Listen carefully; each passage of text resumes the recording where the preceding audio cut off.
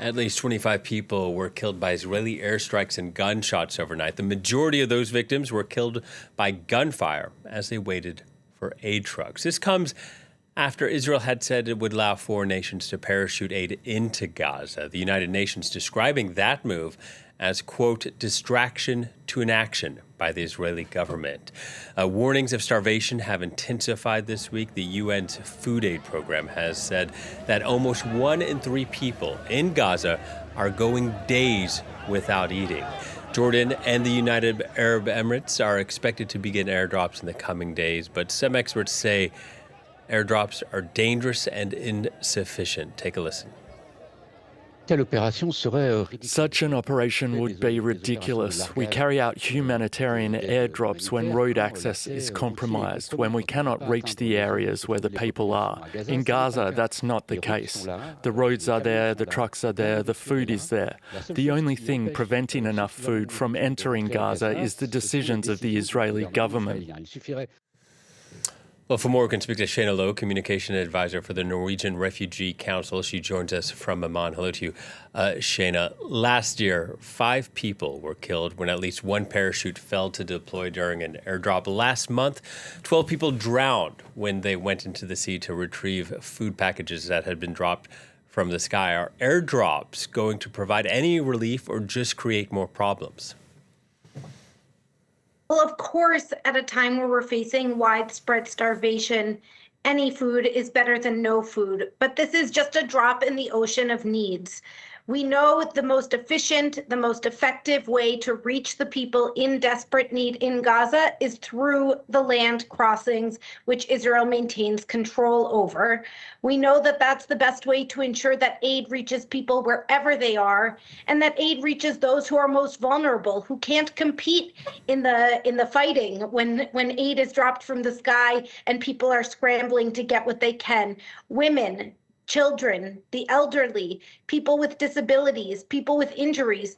These are people that will not have access to and be able to compete for aid that falls from the sky. The level of desperation, the level of starvation throughout Gaza is so profound. We need more than airdrops. We need all of the crossings to be opened, and we need access to bring in aid and deliver it at scale throughout Gaza. And to your point, why is Israel willing to open up airspace, but not to open a humanitarian corridor on the ground?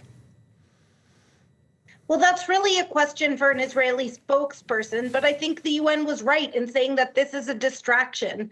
This is something that is going to make the governments participating feel good.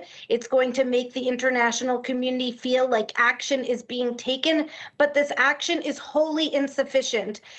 Western nations, the international community, Israel's allies need to be putting pressure on Israel to open those crossings. That's what we've been demanding since the very beginning, since October of 2023. It's what we've been demanding since Israel implemented a near complete siege on Gaza on March 2nd. And really, this is the only way that we're going to not only be able to address the starvation needs, but also be able to address the plethora of other needs, shelter materials, the need for fuel, which is needed to run bakeries, water desalination plants, hospitals. All of these things must enter through crossings. They cannot be airdropped. And so this plan is wholly insufficient and will not do anything to stave off the dramatic escalation of crisis that we have seen in Gaza over the last several weeks. You're in Jordan, one of the first countries to express willingness to carry out airdrops. Any idea what the rationale was in making that decision? Was it perhaps that they said this could be a first step in the right direction and maybe they could get Israel to ease up on some of these other policies? That's a question really for the Jordanians, but I think what we need to see is the scaling up of aid. This is not a sufficient solution to the crisis that we are facing right now. We need a surge of aid. We need hundreds of truckloads, not what can be accomplished through airdrops. The UN's food aid program saying this week that 1 in 3 Gazans are going days without eating. Can you tell us what that does to the human body? People are exhausted. They cannot think, they cannot function. People are collapsing in the streets. When I speak to my own colleagues in Gaza, they are exhausted. They are there working to try and have been working throughout all of this, trying to help their communities, trying to help their people, and yet they are struggling themselves. The level of starvation is profound. It makes people weak, unable to fight off preventable diseases, illnesses. We're seeing widespread starvation now take hold throughout all of Gaza. And of course, this is going to lead to a situation where more and more people are dying each and every day. And for the people who are suffering from this hunger or famine, if aid were to get into Gaza, would it be too late for them? Would they be saved? How does that affect their conditions? I think for many people in Gaza, we are already too late. We are seeing people's bodies break down. We are seeing every day reports of more people dying from malnutrition, from starvation. It's not just about getting in food at this point. People are in need of therapeutic treatments, medical interventions. They need a functioning medical system that can support them and help them to recover. But unfortunately, what we've seen is that the level of inaction from the international community in pushing to get these crossings open is already leading to too many people, innocent people, dying. And your colleagues in Gaza talk to us about what their daily jobs are like and whether they're able to perform their duties or not.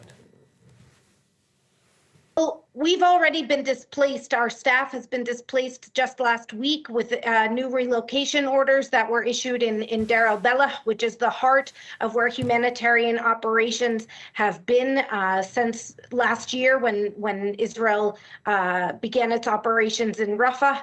They are struggling to do the work that they can. We continue to provide clean drinking water to tens of thousands of people each day. We continue to provide services as much as we can, but our stocks have been depleted for months. We have hundreds of thousands of people in Gaza without shelter who have been newly displaced since the ceasefire collapsed in March.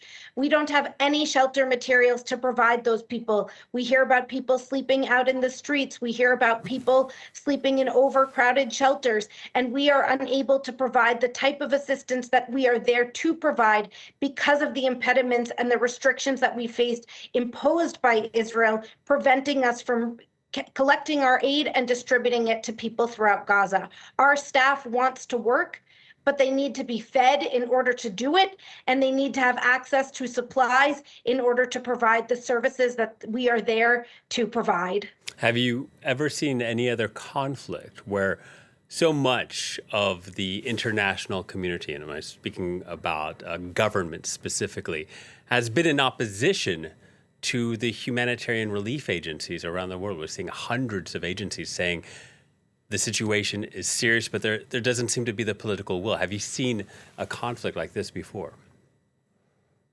I don't think we've ever seen a conflict that's been broadcast on social media where we are live streaming the horrors that people are facing every day and seeing so much government in action. We see the people on the streets in their countries demanding that their governments take action, do more to support the Palestinians, push for a ceasefire, push for an increase in aid, a surge of aid, and yet we've seen very little progress over the last 21 and a half months. The situation has only gotten worse, and I think that this is going to be a stain on humanity, that we've allowed this to happen and that we've allowed 2 million innocent civilians trapped inside of an open-air prison, being bombarded day and night, being killed while seeking aid, while seeking food, and no action has been taken to put an end to this. And the fact that it's already been 21 months, what do you think would have to happen to change that inaction into action? Well, we need to see more than rhetoric from the international community. We need to see consequences. We need to see governments stop sending arms to Israel to allow this conflict to continue, to allow this bombardment of Gaza to continue. We need there to be concrete consequences. We need there to be accountability for violations of international law. So long as that continues, we're going to see Israel continue to trample on the rights of Palestinian civilians throughout the occupied Palestinian territory, and we're going to see more and more needless loss of life that just should not happen. Shaina, thank you so much for your time. Shaina Low from the Norwegian Refugee Council.